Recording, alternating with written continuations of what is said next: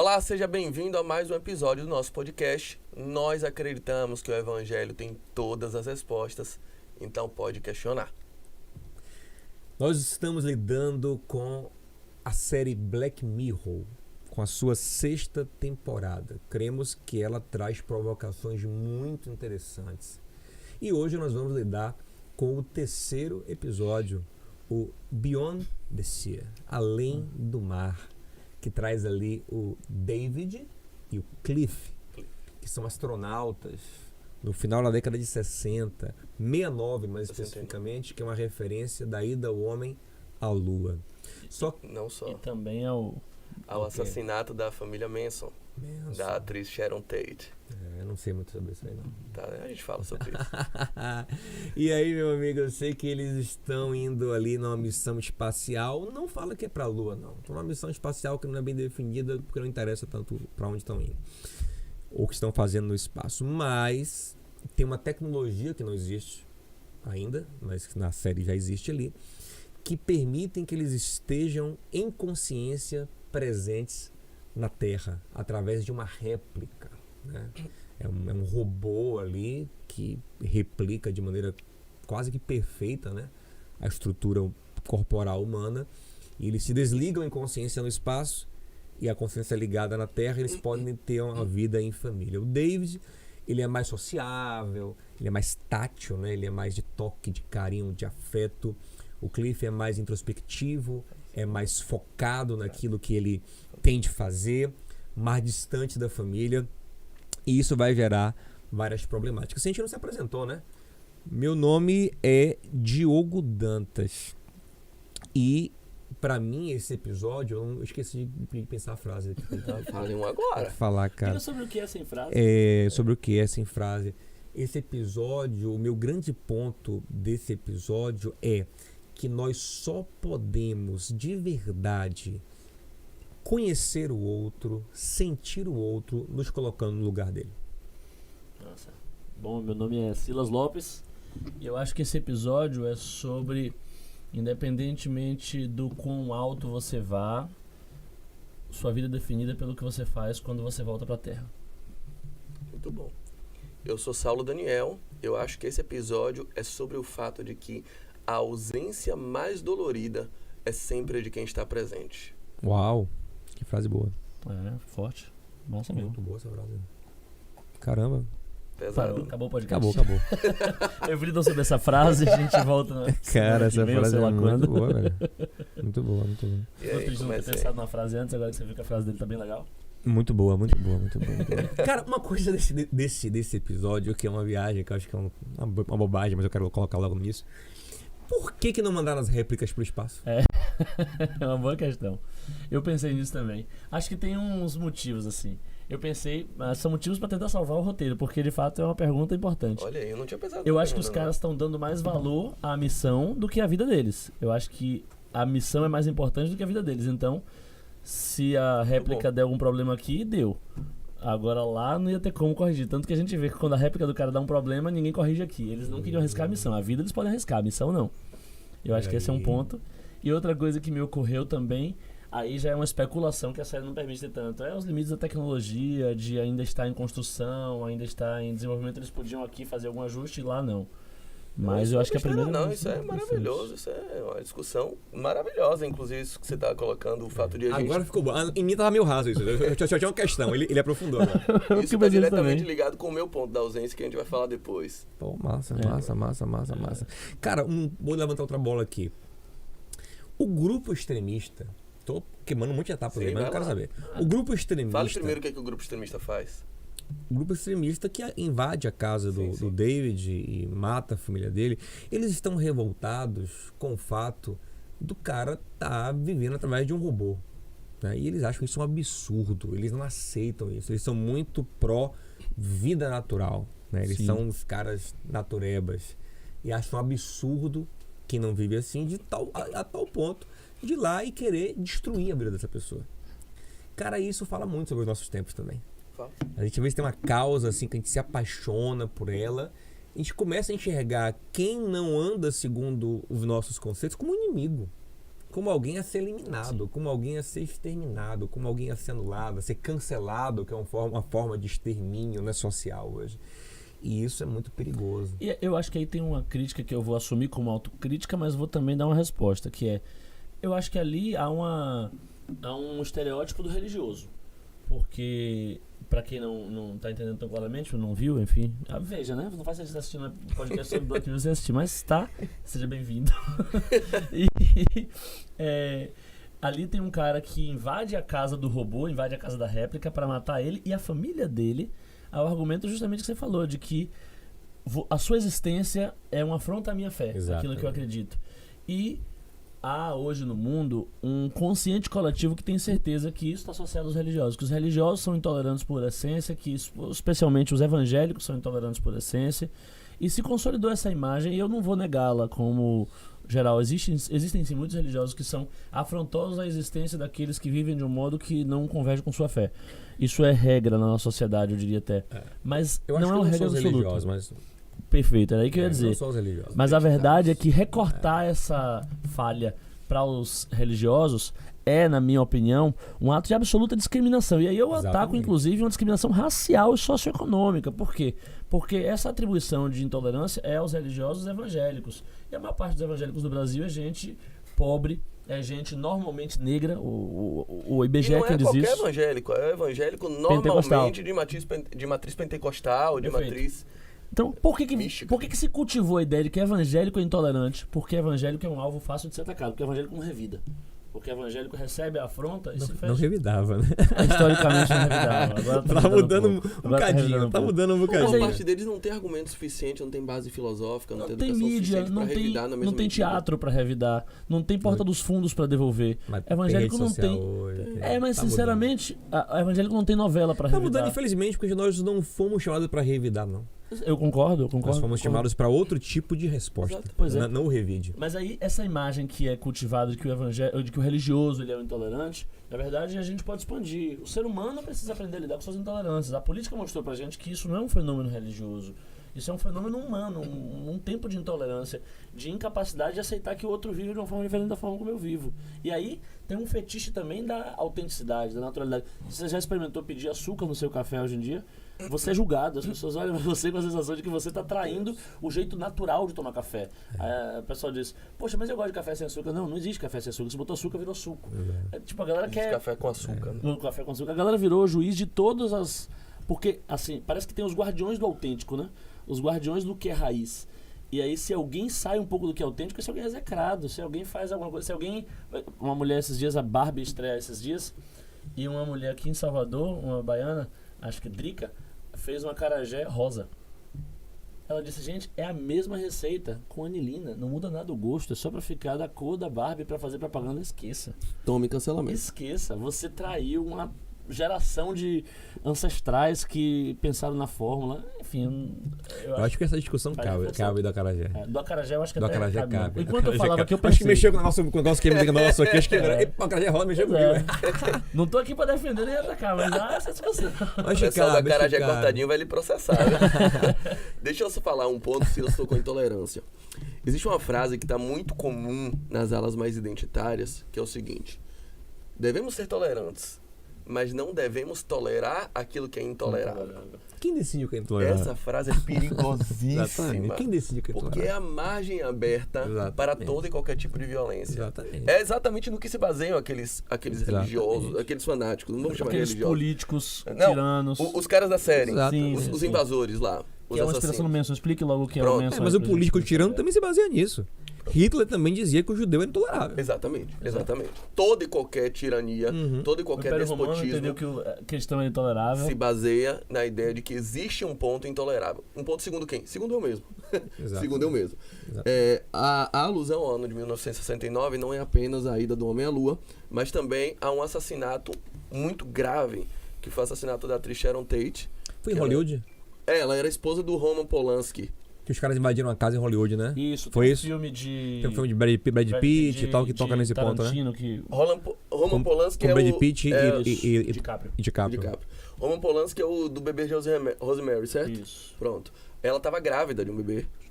E aí ela é assassinada por uma família, a família Manson, capitaneada pelo Charles Manson, um serial killer psicopata.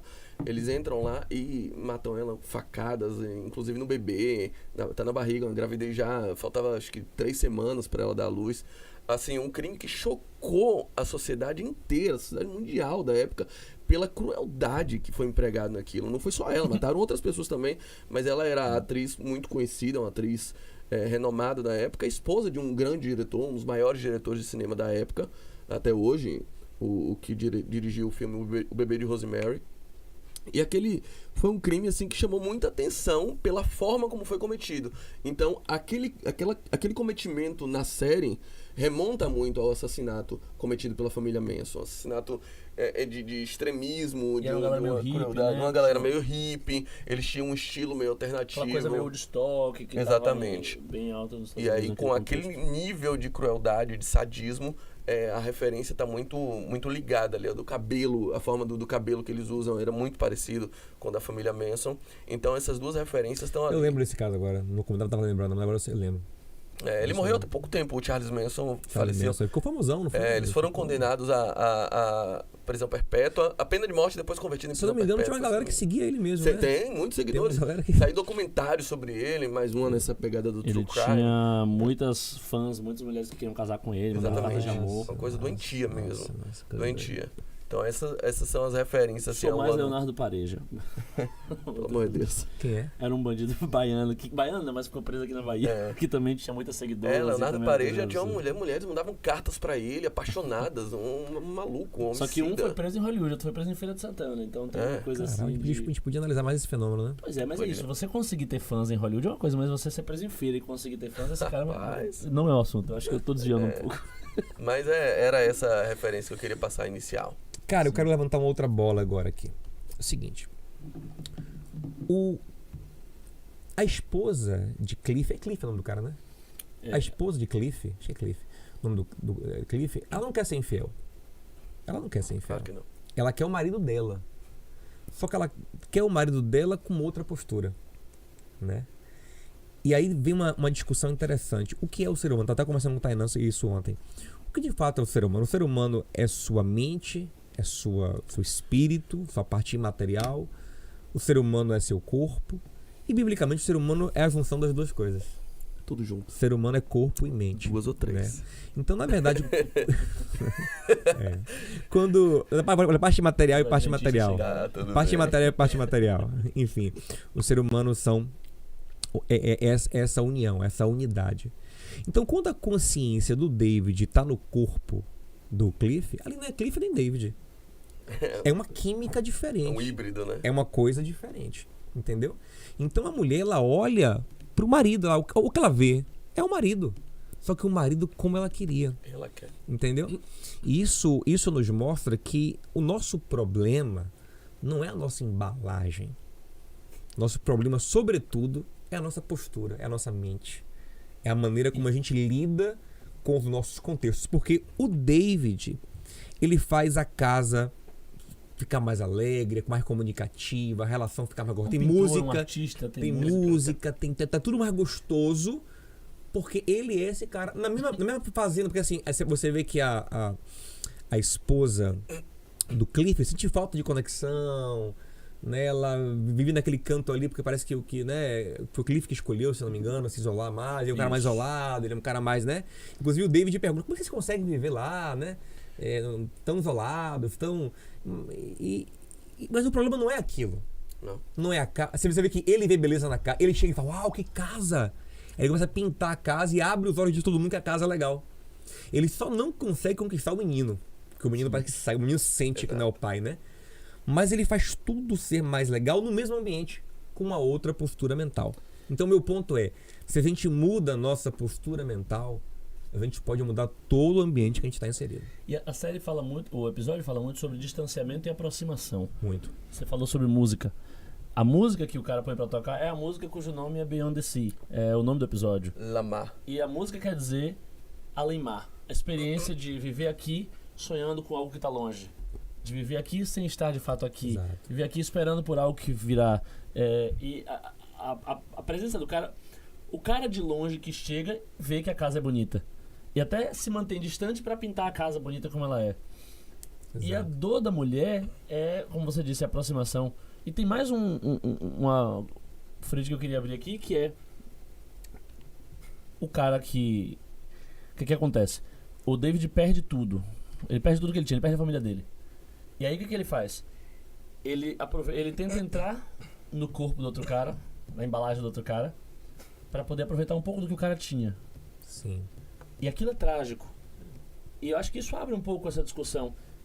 O melhor dos mundos não é o melhor dos mundos se não for o seu melhor dos mundos.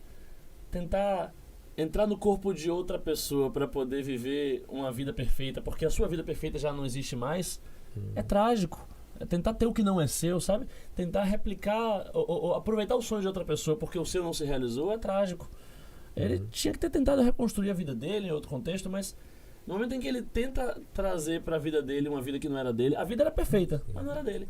Eu acho muito legal essa coisa, né, do Cliff é um cara desconectado, né? Ele não consegue se fazer presente. O David não.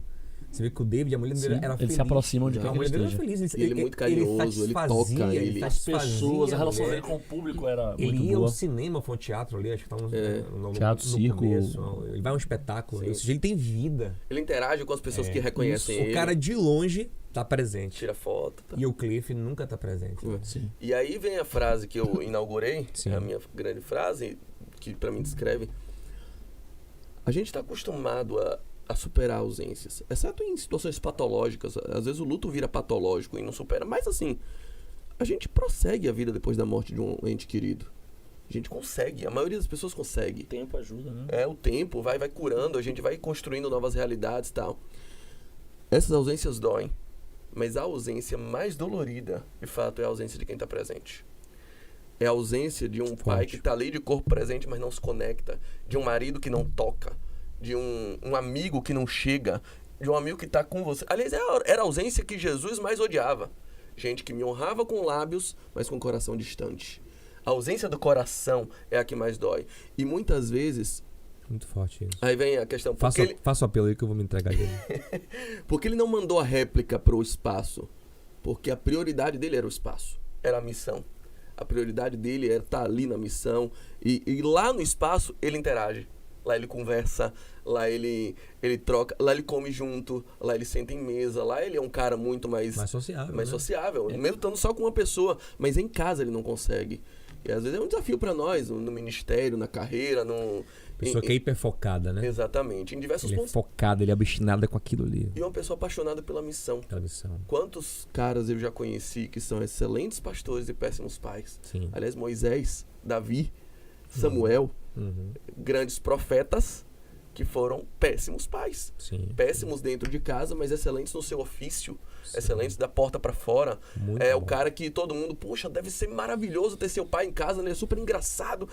E o filho pensa, não é. Ele não é essa estrela que vocês veem em casa. Ele é uma pessoa totalmente desconectada.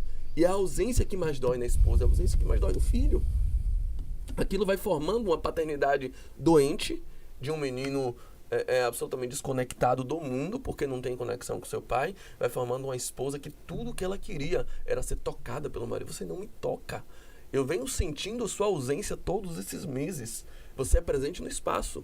Quantas pessoas estão aqui, mas estão com a cabeça no espaço, enquanto poderiam aproveitar melhor sua família. E essa coisa da ausência do presente dói mais porque é uma ausência relembrada, né? É uma ausência que o tempo inteiro está sendo lembrada. Você não pode enterrar. Você não pode enterrar. Exatamente. Você não pode seguir adiante. Porque todos os dias você se defronta com quem não está ali. Isso é muito Isso forte, né? me lembra Deus falando, até o que eu estava tentando pegar aqui a referência, que eu não lembrava, que era Miqueias 6.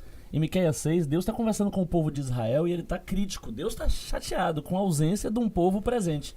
Deus está dizendo, vocês vêm aos cultos, vocês vêm ao santuário, vocês trazem ofertas, mas vocês não estão ali, o coração de vocês não está ali. E aí Deus fala uma coisa que me dói, porque a pergunta de Deus em Miqueias 6 é, em que te enfadei, ó Israel?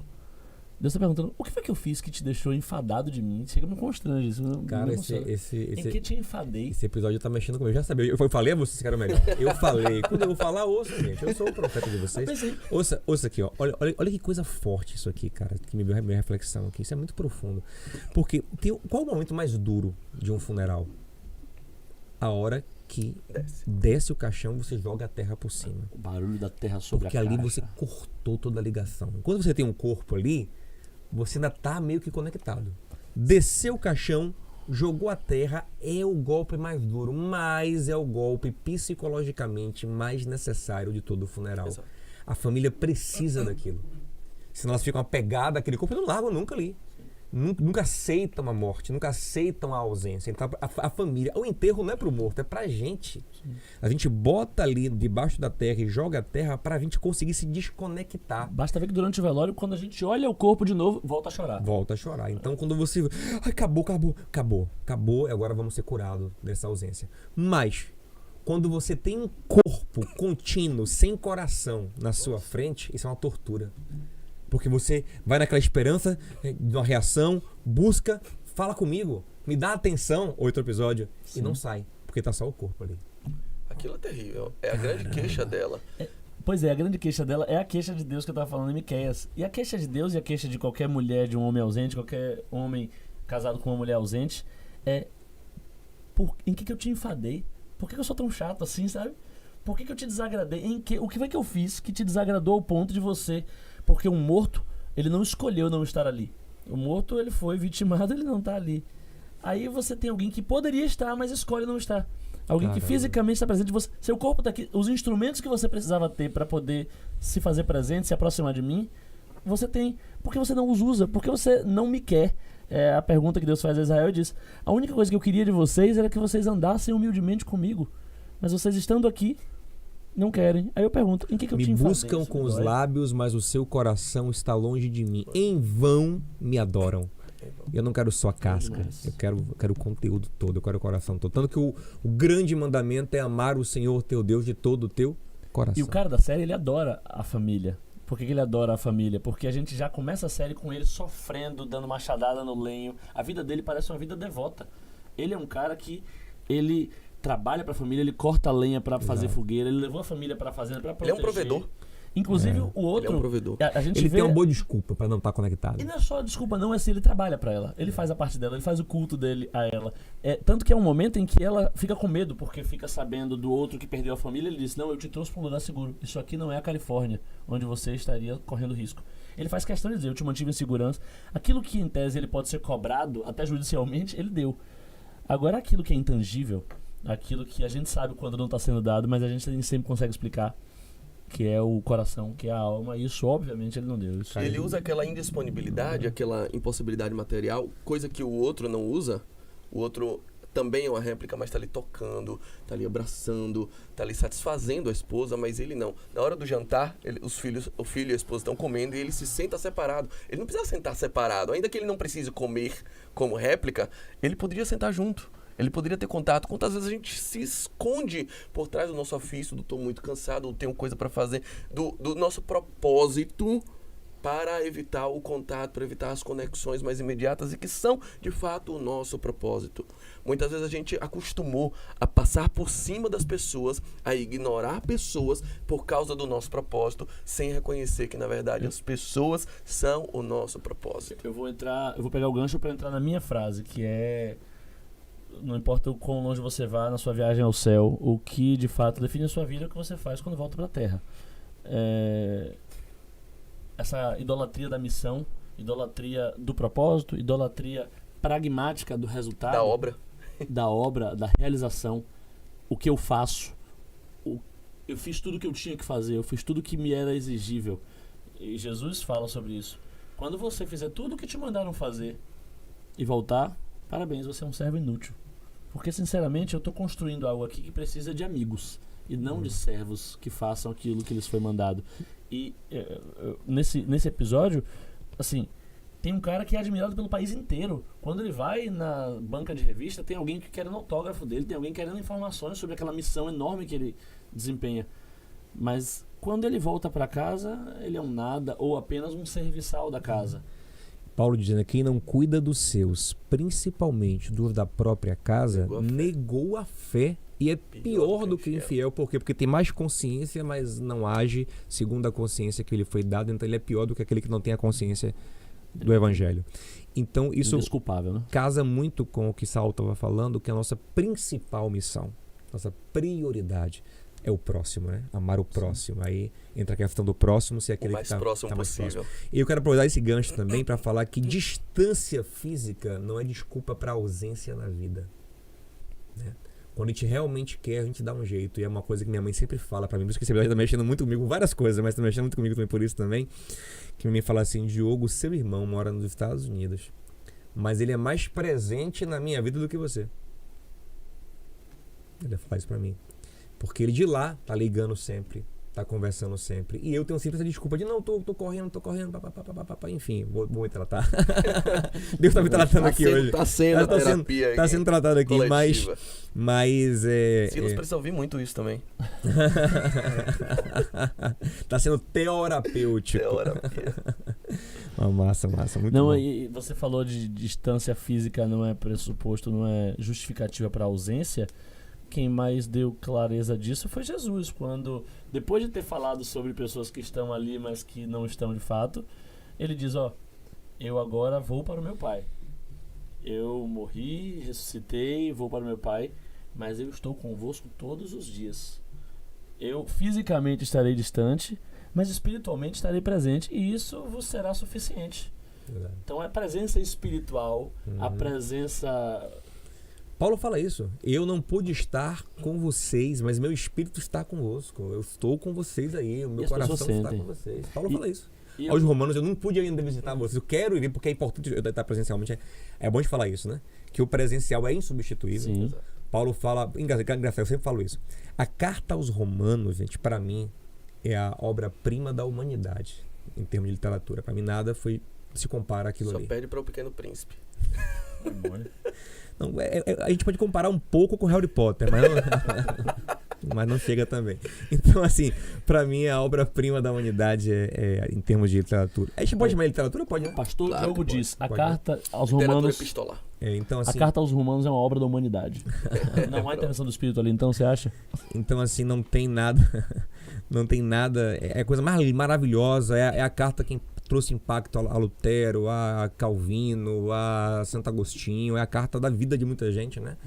Eu sempre brinco, se for salvar um livro só, salva Romanos que a gente tá bem. Cara, entretanto, no começo de Romanos, Paulo fica dizendo: gente, eu tô orando a Deus para ter uma chance de estar presencialmente com vocês, para vos comunicar dons, compartilhar coisas, porque tem coisas que só acontecem No presencial. Aquela carta maravilhosa que abençoa bilhões de pessoas Não substitui. não substituía o encontro presencial. Sim. Isso é muito forte. Aí dirão alguns de nossos irmãos cristãos, por isso o Jesus eucarístico é tão importante. E aí é um toque também para os nossos irmãos que só querem congregar online. Né? Sim. Um toque para nós. Inclusive, lá em Hebreus diz que um dos fundamentos da fé é a imposição de mãos, né? De mãos. Tem que tocar uns nos outros. Que não dá né? pra fazer pelo celular. Já tá Não sério. dá. Por enquanto não dá, mas as réplicas estão Exato, vindo as aí. réplicas estão aí. A unção, será que chega na réplica?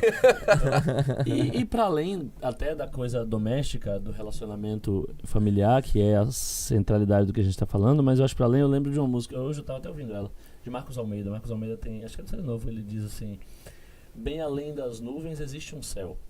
Quem olha para ele descobre o chão. Eu gosto da ideia de que a nossa experiência com o divino, a nossa experiência com o que há nos céus é, enquanto estamos aqui, uma capacitação para o que faremos aqui. A gente tem um compromisso com o chão que não pode ser esquecido. Jesus, quando orava pelos discípulos de João 17, se preparando para a ausência, se preparando para partir, se preparando para deixá-los sós fisicamente, mas nunca sós espiritualmente, Jesus diz assim na oração dele a Deus: Pai, eu não os peço que tires eles do mundo, apenas livre eles do mal. Mas a ideia de continuarmos no mundo é a ideia de uma igreja que não pode se alienar. A ideia de um povo que se serve a Deus de fato precisa mostrar isso no modo como serve aos homens. Precisa mostrar isso no modo como existe aqui. A gente tem um compromisso com o mundo. A gente tem um compromisso com o chão. A gente tem um compromisso com o agora. Com o amor a Deus que é nosso. nos faz olhar para a terra. Sim. Deus nos mostra Linda a terra frase da como- música, eu não conhecia não. Quem olha para o céu descobre o chão. Eu achei legal, além das Além das nuvens. nuvens. Porque a nuvem acho que fala daquilo que é efêmero, a ilusão, aquilo Mas olha que além do mar. Ou aquilo que todos os olhos os veem, olhos mas além veem, daquilo aquilo que a que gente né, vê. mais fugaz. Então existe um céu, que é céu algo além do que se maior, né?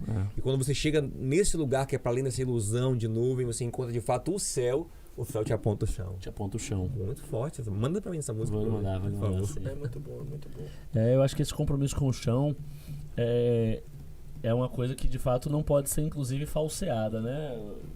É uma coisa que não pode ser... Não basta fazer o que...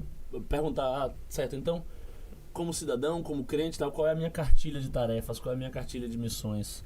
Acho que... Eu vou dizer uma frase aqui que eu não sei se vocês já ouviram, uma nova aqui nesse podcast, mas sentimento vaza. Eu acho muito massa essa frase. É simples, direta, né? Mas é verdade, se não for uma coisa real, se não... A presença, quando não é real, ela é percebida como uma simulação de presença, né? A presença, ainda que ela atenda todos os requisitos objetivos, ainda que aquele cara que normalmente... Pô, mas eu banco as despesas de casa, ela pede pra sair no final de semana, eu saio no final de semana, eu sou provedor, do que ela tá reclamando? Sabe? Coração. Pô, ela queria o coração. Filho meu, dai-me o teu coração. Aí eu vou retomar o que eu falei no outro podcast, no outro episódio. Provérbios 23, 26. Filho meu, dai-me o teu coração. Na NVI, na NAA, filho meu, dai-me os teus ouvidos. Sim. Coração é dar atenção, né? Agora a gente não entrou ainda no que é o coração da série, né? Do episódio. Eu quero entrar, final, inaugurar essa primeira... O plot twist final eu acho que é importante. Quero falar sobre o seguinte, o cara, sem ser o Cliff, como é o nome? David. O David teve seu castelo desabado. Ele tinha uma família perfeita. Ele tinha uma família maravilhosa. Ele tinha uma vida muito boa. Ele era reconhecido. Ele tinha uma missão importante a ser feita. Ele ia para o cinema, para o teatro. As pessoas tiravam foto com ele. Ele era simpático. Ele era um bom pai, um bom marido. A esposa dele era satisfeita. Isso desabou. Isso desmoronou. Uma ação violenta de outras pessoas fizeram com que tudo aquilo esvaísse. Inclusive a réplica mataram. Ele está preso no espaço. Ele está preso em uma dimensão que não se conecta mais aqui. Ele só tem a mente, ele só tem o sonho. Qual é a nossa postura quando os nossos castelos desabam? Qual é a nossa postura quando tudo que sobra de nós é o sonho? Qual é a nossa postura quando tudo que sobra de nós é o devaneio, é aquele projeto que agora é irreal, ou pelo menos imediatamente, até porque a missão dura 6 anos, só passaram 2, tem mais 4 anos pela frente, e nos próximos 4 anos você está ali preso numa nave. Hoje não dá para recomeçar. O que você faz? Sim, existe um paradigma bíblico de que um grande cenário para escapar da solidão é a dor, é a doença, é o abismo. É o único cenário, por exemplo, onde judeu e samaritano convivem harmoniosamente na lepra. É o único lugar onde estão 10 leprosos, um deles é samaritano, não estão brigando. Não estão brigando. Jesus chega ali, cura o samaritano, volta, os outros... A gente só sabe que ele é samaritano, inclusive depois que ele já tá... E Lucas é que lembra, fala quem voltou é samaritano, assim. Você nem parece que é samaritano. Depois que ele é curado, ele volta a ser samaritano, né? Exatamente, Inclusive a minha tese é que ele volta porque é samaritano, mas deixa para outro dia. É uma tese boa, sim. Arrasta pra cima se você quer saber. Clica no link. É uma pregação que eu falo sobre ele. A ideia é que a gente entende dali é que muitas vezes a dor aproxima. A dor elimina barreiras, elimina diferenças. E muitas vezes quando o nosso castelo desmorona, ou a gente procura pessoas que também desmoronaram, ou a gente inconscientemente faz desmoronar castelos alheios, para que a gente não se sinta só na dor, para que a gente não se sinta solitário no sofrimento. Sem querer, a gente está imprimindo sofrimento para as pessoas. A ideia de que o animal ferido fere. A ideia de que a fera ferida corre para ferir também. Então... O Dave, ele reage nessa toada. Assim, você nunca vai compreender meu sofrimento. A forma que ele usa para o Cliff compreender o sofrimento dele é imprimindo um sofrimento ao Cliff. E aí chama pra cadeira. Assim, eu não quero mais ficar sozinho. Agora você consegue sentar do meu lado? Agora você consegue compartilhar comigo do mesmo ambiente? Porque eu tô sozinho demais. Isso me lembra, Saulo, de um dos melhores clipes da história da música brasileira, que é o clipe de Você Pode Ir na Janela. Maravilhoso. Basicamente tem um gatinho que começa o clipe triste, banda porque a vida grande, dele falida, não tem sentido, finada, e a gente vê que ele tem ainda 7 vidas. Aí ele tenta se matar e perde uma das vidas, fica com 6 vidas. Aí ele descobre a gatinha da vida dele. Ele se apaixona por essa gatinha, isso devolve o sentido à vida dele. Ele começa a se relacionar com ela. Aí quando ele vai se casar com ela, ele descobre que ela só tem uma vida. Ele tem 6. Aí ele vai, desesperado, lidar com aquilo. E ele vai se mata mais 5 vezes pra ficar apenas com uma vida, pra se sentir empático com ela. Quando ele volta pra ela, ela trocou ele por outro gatinho. Parece aquela música do Stanley Chororó. Quando deixei de ser cowboy por ela. Deixei de ser cowboy por Pronto, ela. perfeito. O tema da Ele música tem a ver é mesmo. Você só me fez mudar, mas depois mudou de mim. E a ideia é essa mesmo, porque assim, qual é o link aqui? Pensando do outro lado, às vezes a gente quer tanto ter empatia, tanto ter companhia, que a gente, para ter companhia com um enlutado, sem luta, a gente se diminui, se violenta, se anula, né? Se anula e vice-versa. Mas eu quero fazer uma defesa a gente também. O contraponto interessa. E a gente viola aquele que ainda tá seguro para que ele tenha de alguma... Ou a gente traz ele pro nosso luto, ou a gente mergulha no luto dele. Isso é empatia. E aí eu diria que há alguma coisa diferente que é a compaixão. Eu quero fazer esse contraponto. Mas antes dele, só voltando um pouquinho no que o Saulo falou, o cara perdeu tudo. E ele diz, eu não tenho nada. Ele afirma isso algumas vezes, eu não tenho nada, eu não tenho mais nada, eu não tenho mais nada.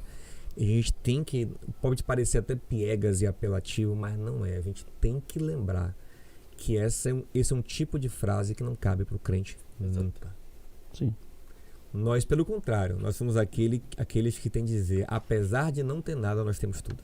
Tim Keller diz que a gente só percebe muitas vezes que Jesus é tudo o que a gente precisa quando Jesus passa a ser tudo o que a gente tem. Exato. Então o Jó é um símbolo disso, né? O cara que perde quase tudo, mas mantém a essência, que é a sua fé em Deus. Então, sei que o meu Redentor vive. Isso precisa ser uma realidade em nossa vida, porque nenhum de nós está isento, está protegido, blindado de perdas significativas na vida. E quando essas perdas vierem, elas vão chegar em algum momento em nossas vidas, nós temos que saber o que nos sustenta, que é o Senhor, que é aquele que tudo nos dá. Deus deu, Deus tomou, bendito seja o nome do Senhor. E isso é um remédio contra o ressentimento, que para mim é um dos sentimentos mais abordados também no episódio. Quando a gente vê Jesus falando sobre o filho pródigo, a gente vê Jesus falando de um pai que tinha 2 filhos e um deles pegou metade do dinheiro do pai, foi embora e gastou. O filho que ficou chateado, especialmente quando o pai recebeu o que tinha ido embora, recebeu bem, mesmo ele tendo perdido tudo. Aí o filho que ficou disse, pô, meu pai, esse aí gastou metade dos seus bens e o senhor recebe ele bem e a mim o senhor não dá nada? E aí o pai diz, como assim? Minhas coisas são tuas, como é que eu não lhe dei nada? Exatamente. Então, esse segundo filho, ou esse filho mais velho, ele tá ressentido e triste com a sensação de injustiça. Eu acho que é um lugar a que a série nos leva, é o da injustiça. Pô, por que o cara que trata bem a mulher, por que o cara que tem uma vida adequada, o cara que é presente quando está presente, e é presente até quando está ausente, por que esse cara perde tudo? Por que a vida faz dessas? Por que a vida às vezes... Por que Renato Russo canta? É tão estranho, os bons morrem jovens.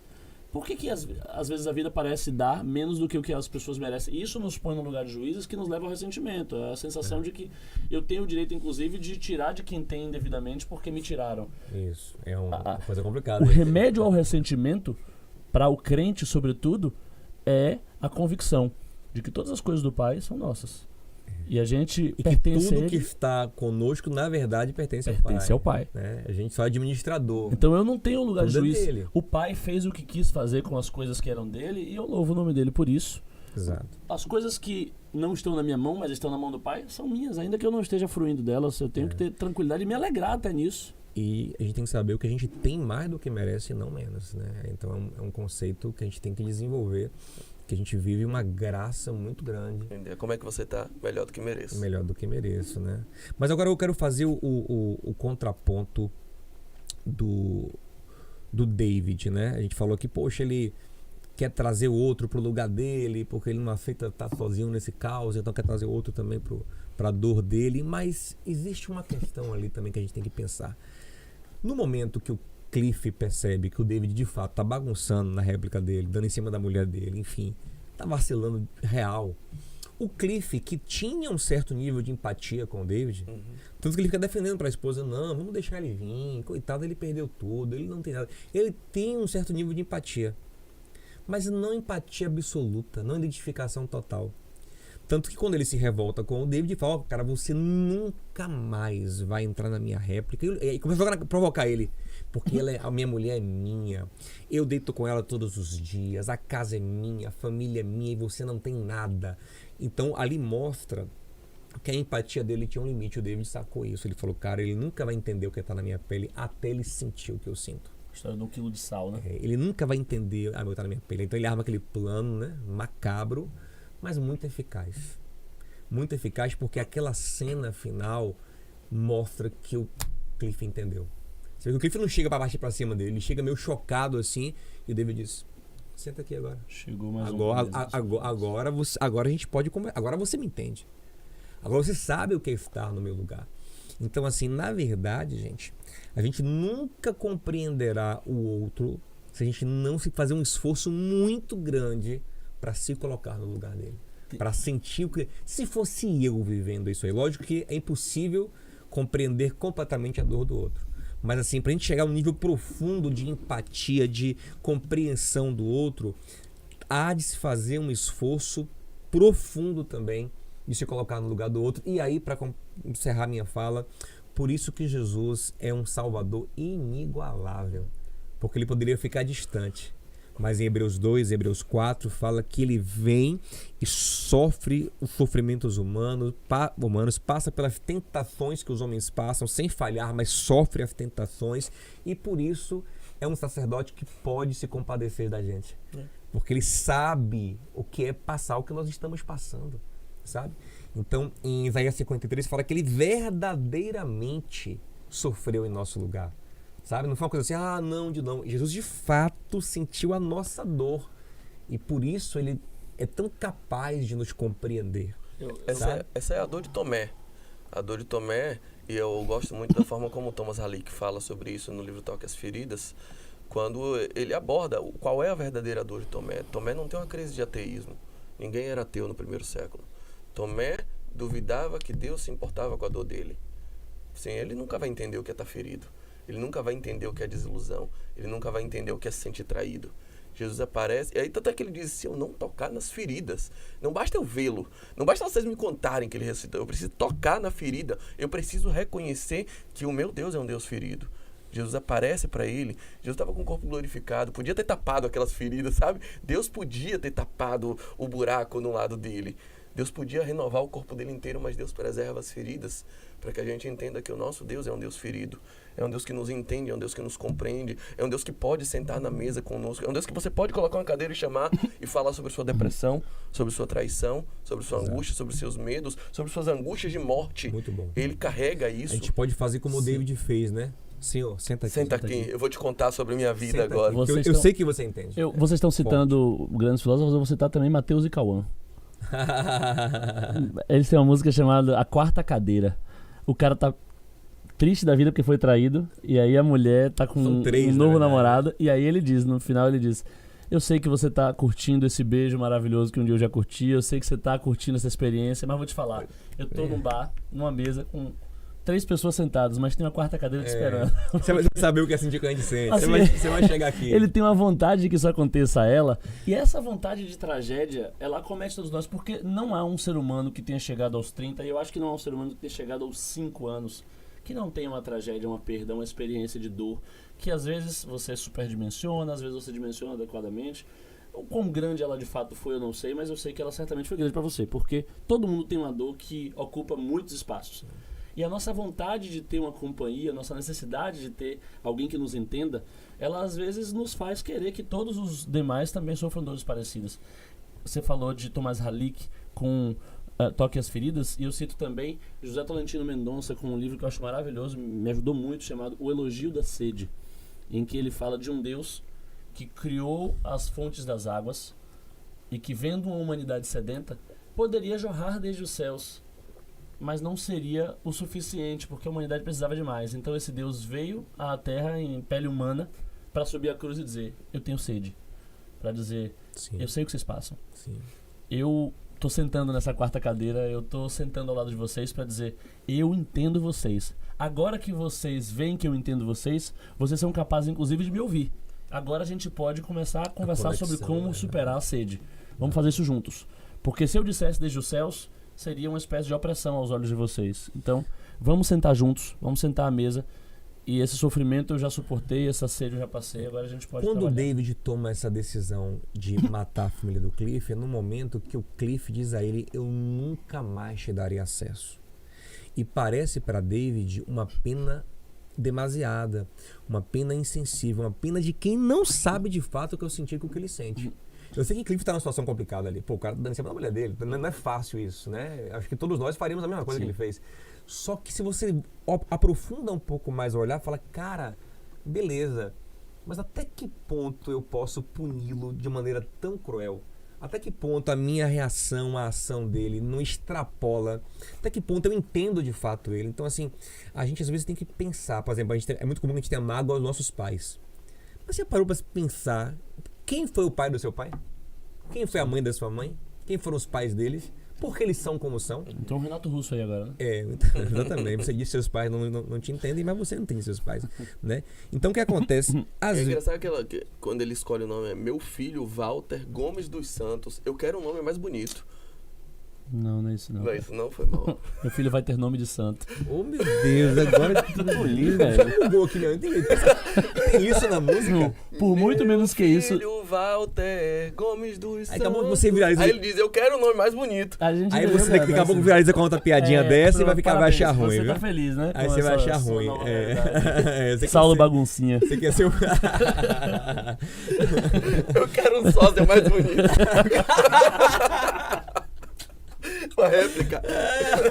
Muito boa. Agora tem uma coisa aqui também, um dos Essa é motivos muito boa. pelos quais... tem um motivo pelo qual o Cliff sofre tanto do que David fala. Porque muito do que ele fala é verdade. Sim. David lança a ele o fato de que, certo, beleza, eu só sou um risco pra você, porque você, antes de eu chegar, já era um risco pra si mesmo. Assim, o problema, o que mais dói nele, eu acho, é ter sido confrontado com um sentimento real de que ele tava perdendo o que ele tinha. Ele tinha e tava deixando de perder. Sim. E o outro cara que não tinha nada, tava doido pra ter. E doía no David. Rapaz, eu queria ter o que você tem e você não aproveita. É. Você não desfruta a vida, você não goza a vida, você E é uma você vê bestalhada. que esse choque dá O uma sentimento mudada do nele. invejado, né? O sentimento do invejado é uma coisa curiosa. Quando você descobre que algumas pessoas desejariam ter o que você tem, isso é criança, a gente sempre ouvia isso, né? Exato. Você vai desperdiçar essa comida, tem gente na África agora querendo comer isso aí. Aquilo mexe com você. E muda, inclusive, a sua perspectiva de... Provavelmente, se você fosse conversar com o Cliff antes da tragédia, ele também diria que a vida dele é injusta, que ele merece mais do que o que ele tem. Até que alguém abre os olhos dele e diz, cara, talvez se alguém que estivesse numa situação ainda pior, alguém que além de ter perdido a família, tivesse perdido uma perna, conversasse com o David e dissesse, cara, eu queria ainda ter uma perna pra reconstruir uma família. Talvez ele, se percebendo objeto do... Sabe que... Tendo que a vida dele era uma vida que outras pessoas queriam ter, talvez até tivesse... Sempre tem gente orando pra ter o que você tem hoje. Com certeza. Pera, estranho esse negócio. Pra ter algo Algo semelhante. parecido, ao que né? você tem. O que eu tenho. O Diogo já ligou pra casa, ele já Aqui- pegou o celular. Cara, isso que macumba é essa, meu? Que negócio, velho? Não, tem gente Que orando pra feitiço é esse? ter uma... Tem o tanto que você recebeu também. Tem alguém olhando pra Deus que eu tenho? Mas que negócio é esse aí, velho? Tá repreendido, tá amarrado. Abre o olho. Batendo na madeira Até aqui. algo semelhante. Faz uma oração de amarração aí. Gente, deixa eu falar uma coisa aqui. Vamos logo pros arremates Vamos finais. arremate final, mas só retomar uma coisa aqui rapidinho. Já é o Então, arremate final? isso, aí eu vou arrematar o arremate Tá final. bom. Ele falou que o cara passa a valorizar mais o que tem depois desse momento todo. E aí a gente volta para a questão, né, do início, que às vezes não é a sua vida que é ruim, é a sua cabeça que não tá legal em relação à sua vida, né? E é interessante quando Paulo fala sobre experimentar e comprovar. Experimentar e comprovar. Você experimenta e você tem convicção agora, experimentar e vivenciar. A boa, agradável e perfeita vontade de Deus, ele não fala de nenhuma mudança externa, apenas de uma mudança de mente. Né? Não se conforme, mas transforme-se pela renovação da vossa mente para que você possa experimentar a boa, agradável e perfeita vontade de Deus e que o Senhor nos ajude nessa transformação de mente que passa pelo nosso espírito.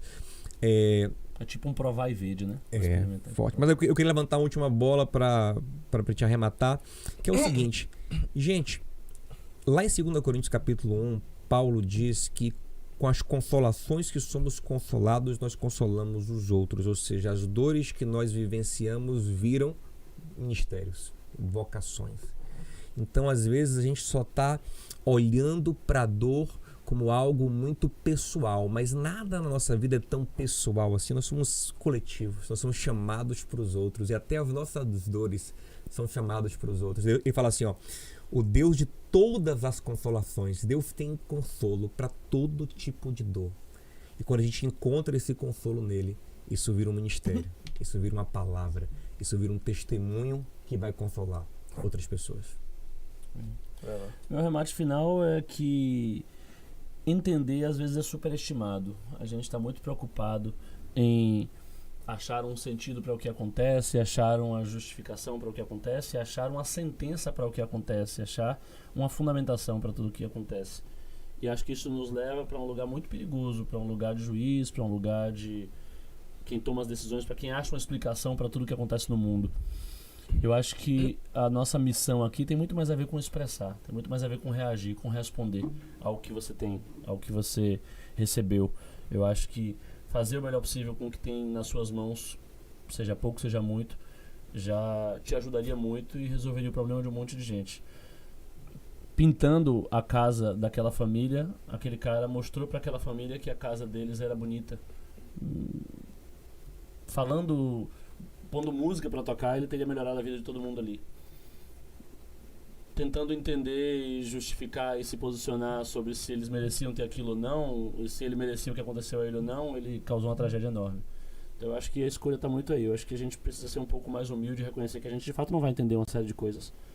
E ser um pouco mais responsável ao ponto de dizer, bom, eu posso não entender, mas aquilo que me chegar às mãos eu farei de todo o coração. Aquilo que estiver em condição de ser feito eu vou fazer. Como Paulo certa vez disse, eu ainda não alcancei a perfeição, ainda não entendo tudo, ainda não estou pleno. Mas uma coisa eu faço. O que estiver diante de mim e que me parecer um alvo, eu prossigo naquela direção. Eu caminho, eu trabalho, eu vou fazer o que eu tiver que fazer até chegar. Amém. Meu arremate final é a ideia de que nosso ministério é geográfico. Deus não errou quando nos plantou na família que plantou, quando nos colocou na cidade que colocou, quando nos deu diante de nós, e não adiante, mas diante de nós, os obstáculos que ele pôs. Ele não errou quando nos entregou a missão que nos entregou. Tudo que está diante de nós é para nós. Não desfrutar de tudo o que a vida nos oferece e colocar ao nosso alcance também é pecado. Sim, sim.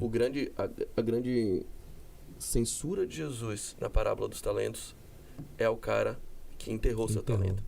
Jesus não censuraria se ele usasse e perdesse. Mas o Éden também. O problema não foi o que eles comeram, mas o que eles deixaram de comer. O que eles deixaram de comer. Por não terem comido da árvore da vida, sentiram fome e provaram daquilo que não era devido. Quando você não prova aquilo que está ao seu alcance, quando você não desfruta daquilo que de fato é o seu ministério geográfico, é aquilo que está próximo e posto diante de você, da família, da esposa, do filho que foram postos diante de você, você vai sentir fome para provar o que está fora, para provar o que é proibido. Provérbios fala, né? Bebe das águas da tua própria cisterna. Da sua própria cisterna. Senão você vai sentir sede de provar a água de fora. Ele acaba sendo o cara que cuida bem do ministério da lua, mas não administra o ministério da própria casa. Nosso ministério é geográfico. O que foi posto diante de nós é para nós. São talentos que precisamos administrar, e não desfrutar o melhor daquilo que Deus colocou diante de nós é pecado. Cada um fique onde está ou onde estava quando foi chamado e faça o que de melhor puder fazer ali. Exato. Muito bom. Quem vai encerrar? Você é o encerrador. Então melhor o fim do que o começo. Nessa câmera aqui, gente, não sei se pra você foi tão legal quanto foi pra mim. Isso aqui pra mim tá sendo muito terapêutico, muito gostoso. Compartilha, dá o like, comenta o que você achou desse episódio aqui. Esse foi o nosso 3º episódio do Pode Questionar.